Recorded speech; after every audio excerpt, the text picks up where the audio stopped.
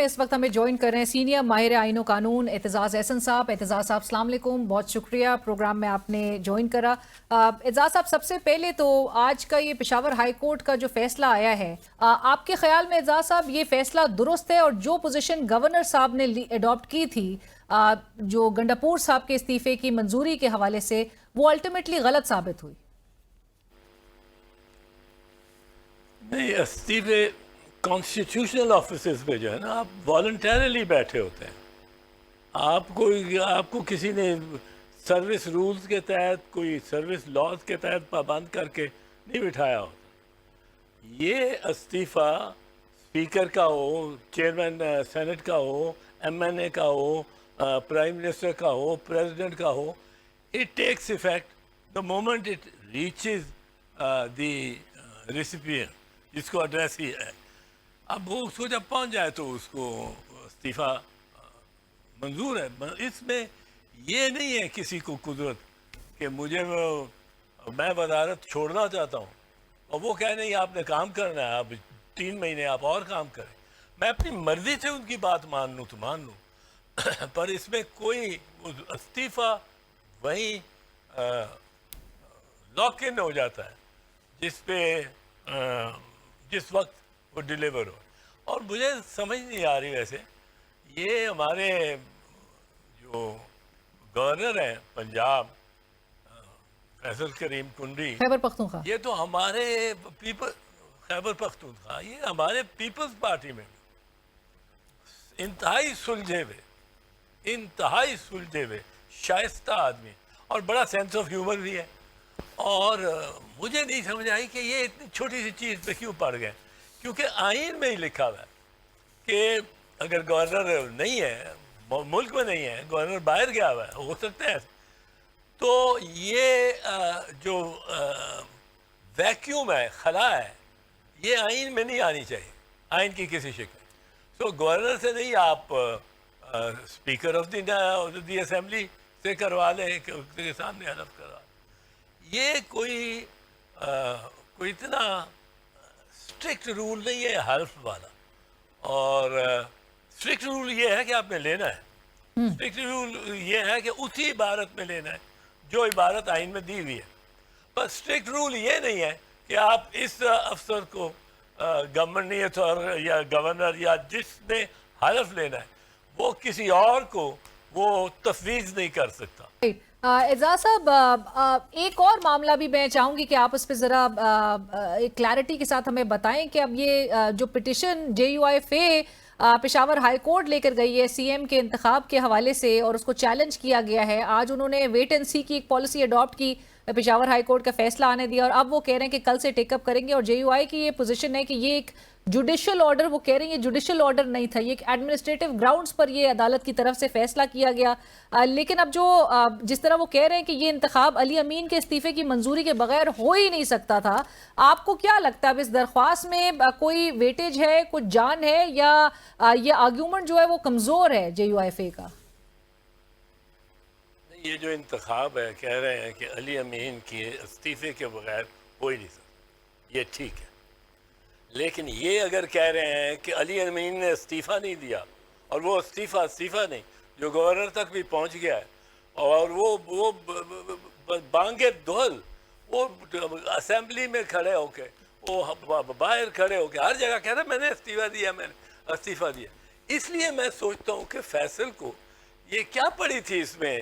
گزشتہ روز ہماری پروگرام میں state minister on law and justice barrister Aqeel Malik sahib was of the view کہ ڈی نوٹیفائی ہونا ضروری ہے. پھر انہوں نے یہ بھی کہا کہ اراکین کو فورس کیا گیا, ان کو اپنا مائنڈ اپلائی نہیں کرنے دیا گیا, ان ہیسٹ یہ پورا فیصلہ انتخاب کروایا گیا, اجلت میں کروایا گیا. اس قسم کی بھی جواز پیش کیے جا رہے تھے. یہ اجلت کوئی نہیں, اس میں آئین ہی چاہتا ہے اجلت, آئین بہت اجلت چاہتا ہے. آئین ڈیفائن کرتا ہے کہ 2 دن, اس کے لیے 1 دن وہ سوچتا رہے کہ میں واقعی لڑوں کہ ڈرا کر لوں, اور تیسرے دن الیکشن ہو جاتے ہیں. تو یہ تو اس کا مقصد ہی اجلت ہے کہ ویکیوم نہ ہو, एजाज साहब, मैं 26वीं आईनी तरमीम के खिलाफ जो दरख्वास्तों की समाअत अभी जारी है, कल के रोज तक मुलतवी की गई है, उस पर आज बड़ा इंटरेस्टिंग एक मुकालमा भी जजेस के जो रिमार्क्स का तबादला था उसके फॉर्म में भी नजर आया, फुल कोर्ट बनाने के हवाले से, जहाँ पर एक जज साहब जो है वो आर्ग्यू कर रहे थे कि फुल कोर्ट्स के हवाले से जो रूल्स सुप्रीम कोर्ट के रूल्स है 2025 के, उसमें कुछ होना चाहिए था। तमाम जो 24 जजेस का हवाला दिया जाता है कि 24 जजेस जो है वो बैठे थे सुप्रीम कोर्ट रूल्स के हवाले से, उनके सामने रूल्स बने जिस पर जस्टिस आयशा मलिक साहिबा वाज ऑफ द व्यू के सबके सामने नहीं बने, उनका एक इख्तलाफी नोट भी, उनका नोट भी मौजूद था। आपको क्या नजर आ रहा है इस केस में एजाज साहब? आपको फुल कोर्ट की तरफ मामला जाते हुए दिखाई दे रहा है? क्योंकि ताहाल अभी तक इतने दिन गुजरने के बावजूद भी जहां पे आर्ग्यूमेंट्स हो रहे हो वहां पर अभी तक फुल कोर्ट पर ही ये मामला अटका हुआ है। फुल कोर्ट के मुख्तलिफ मानी होते हैं और किसी भी नंबर ऑफ जजेस 5 हों, 6 हों, 8 हों बैठे हों तो उनको फुल कोर्ट कहा जा सकता है। वो उस सूरत में कि अगर जो रिमेनिंग जजेस हैं वो they are either not available, अमरीका बैठा है, और कन्वीनियंटली अवेलेबल, और दे आर नॉट, वो उन्होंने बेनिफिट लिया हो उसी चीज़ का जो कि 26वीं तरमीम जिसके लिए आई है। अब अगर 26वीं तरमीम को मेरे सामने आप चैलेंज करते हैं और मैं ऐसा जज हूँ जिसने 26वीं तरमीम में वोट डाला है, पर अगर 26वीं आईनी तरमीम पर यह बहस आपने करनी है और इस पे आपने जवाब देना है, और जज साहब बैठे हुए हैं जो कि पैदावार ही है तरमीम के हैं जो इस 26वीं आईनी, तो फिर आप बैठ ही नहीं सकते। ये इसमें मैंने जो केस किया था चीफ जस्टिस की तरफ से प्रेसिडेंट के खिलाफ, मुशर्रफ के खिलाफ, उसमें मैंने 3 ऐसे जजेस थे जिनको का बीच में इंटरेस्ट अपना कुछ था। इंटरेस्ट क्या था, अपना क्या था? अगर इफ्तिखार मोहम्मद चौधरी डिसमिस्ड रहते तो उन्होंने कभी चीफ जस्टिस नहीं था बना, लेकिन अगर डिसमिस रहते तो उनकी बारी आ जानी थी, उन्होंने चीफ जस्टिस बन जाना। पर अगर इफ्तिखार मोहम्मद चौधरी का केस डिसमिस हो जाता और वो ख़त्म हो जाते, फिर 2 जजेस ऐसे थे, डोगर और जावेद इकबाल, जिन्होंने चीफ जस्टिस बनना था अपनी अपनी बारी।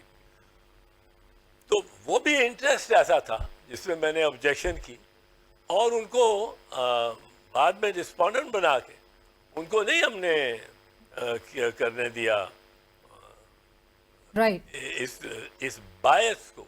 ये बायस होता है, और बायस का मतलब है कि कोई अगर आपको चीज़ चाहते हो आप, या किसी फ्रीक के हक में आप मुतासब हो, तो बायस वाला जज जिसको जो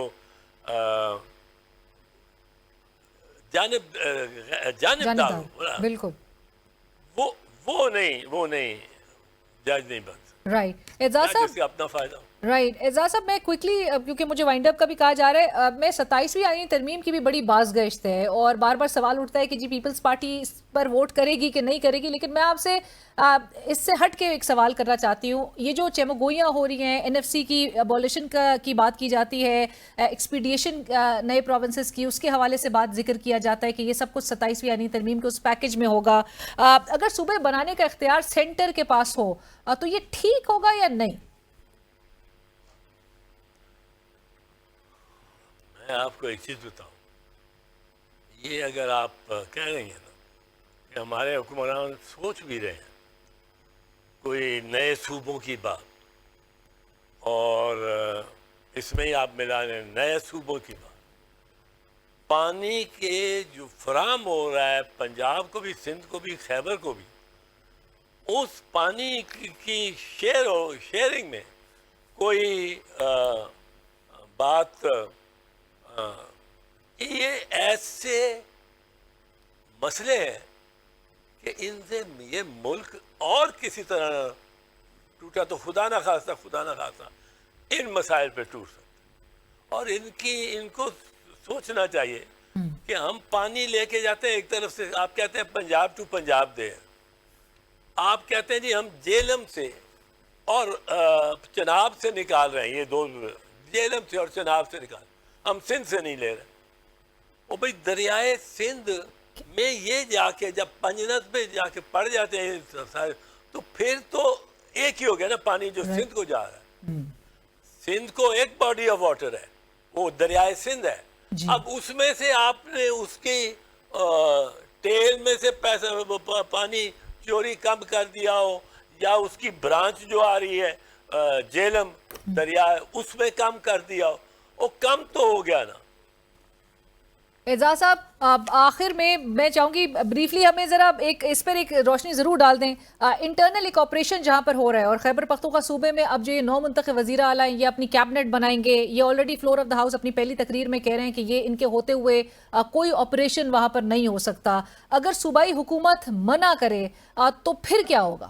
یہ اس میں جو اہمیت دینی پڑے گی جو بات پروونس کرتا ہے، اس کو بالکل اہمیت دینی پڑے گی۔ تھینک یو سو مچ اعجاز صاحب، بہت شکریہ آپ کے وقت کا۔ Thank you so much for sharing your views with senior ماہر آئین و قانون اعتزاز احسن صاحب اس وقت ہم سے گفتگو کر رہے تھے، جنہوں نے بڑی کلیئرٹی کے ساتھ آئین کی روشنی میں ہمیں بتایا کہ once the chief minister of a province, the chief executive of a province, he resigns, the process stands complete۔ اور گورنر کنڈی صاحب کے بھی رول کے حوالے سے ان کو بڑی حیرت ہوئی کہ گورنر صاحب کا ایک تو مزاج بڑا ایک شائستہ ہے، لیکن انہوں نے کیوں اس طرح سے ان کا استعفیٰ جو ہے وہ روک کے رکھا، منظور نہ کرنے کی وجوہات پہ ایک سوال ضرور اٹھا۔ اور اسی کے ساتھ ہی کل تک کے لیے اجازت دیجیے، اللہ حافظ۔